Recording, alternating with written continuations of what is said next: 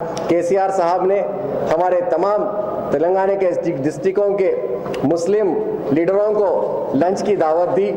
ये मैं समझता हूँ एक तेलंगाना के लिए गंगा जमुना तहजीब की जो हम बात करते हैं, तेलंगाना की संस्कृति की जो बात करते हैं, ये हमारे लिए बहुत बड़ी मिसाल है। और केसीआर साहब के इस इक़दाम को देखते हुए आज मेरे भी दिल में इस बात का ख्याल आया कि मैं अपने इन तमाम रिपोर्टर भाइयों के साथ एक प्रेस मीट के बहाने दशहरे की और ईद की जो है ना खुशियाँ बांटूं।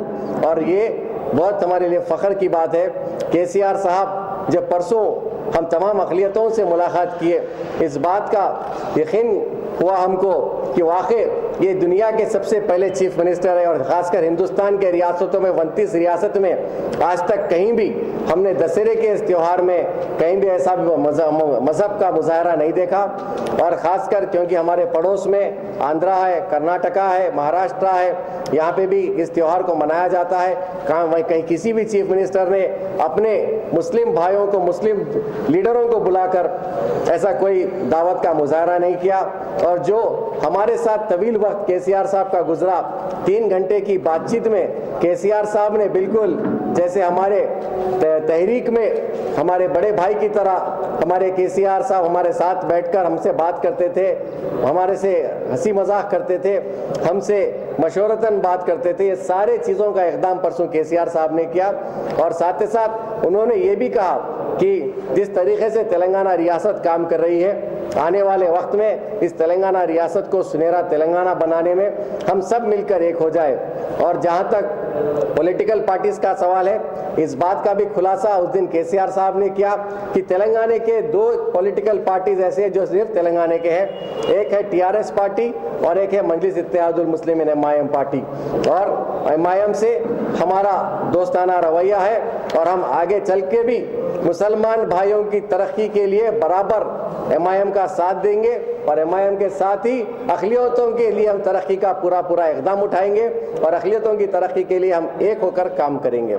और ख़ास बात यह है कि आने वाले वक्त में तकरीबन हमारे कई अक़लियती भाइयों को नॉमिनेटेड पोस्टों में एडजस्ट किया जाएगा। और साथ ही साथ जो पुराने टीआरएस पार्टी से वाबस्ता 2001 से कैडर है और जो नया कैडर है, सबको मिलकर आगे मौका दिया जाएगा। और हमें यकीन है कि जिस तरीके से केसीआर साहब ने परसों कहा है, वो हमेशा वही कहते हैं जो वो करते हैं, जो इरादा रखते हैं। केसीआर साहब के इरादे बुलंद और मजबूत है। आने वाले वक्त में भी अक़लियतों के लिए बहुत अच्छा काम करेंगे। मैं दिल की गहराइयों से केसीआर साहब का शुक्रिया अदा करता हूँ कि उन्होंने हमेशा अक़लियतों को अपना दोस्त समझकर अक़लियतों के लिए काम किया। मसलन केसीआर साहब का शुरू से यह मानना था कि अगर इंसान के पास अगर सबसे बड़ी ताकत हो तो कलम की ताकत होती है। और इसीलिए अक़लियतों को आगे बढ़ाने के लिए गुज़िश्ता साल 120 स्कूलों में से 71 रेजिडेंशियल स्कूल्स का जो है क़याम हुआ। और इस साल कैबिनेट में और 90 स्कूलों का ऐलान हुआ। बड़ी खुशी की बात है कि मुसलमानों को तालीम, जो हम पसमानदगी हालत में पहुँचे हैं, उसकी वजह तालीम है। क्योंकि आज अगर हमको अच्छे से अच्छी नौकरी होना है तो हमारे पास क्वालिफिकेशन की कमी है। आज केसीआर साहब का मकसद है कि हर घर में मुसलमान लोग भी आगे बढ़े, अक़लियत भी आगे बढ़े, इनको भी गवर्नमेंट एम्प्लॉयमेंट मिलना चाहिए। अक़लियती बजटों का जो मामला है, तेलंगाना रियासत बनने से पहले आंध्र प्रदेश में 1000 करोड़ रुपए मुसलमानों का बजट, अक़लियती बजट था। लेकिन तेलंगाना बनने के बाद केसीआर साहब ने उसी बजट को कायम रखा और गुज़िश्ता साल 1115 करोड़ का बजट का ऐलान हुआ।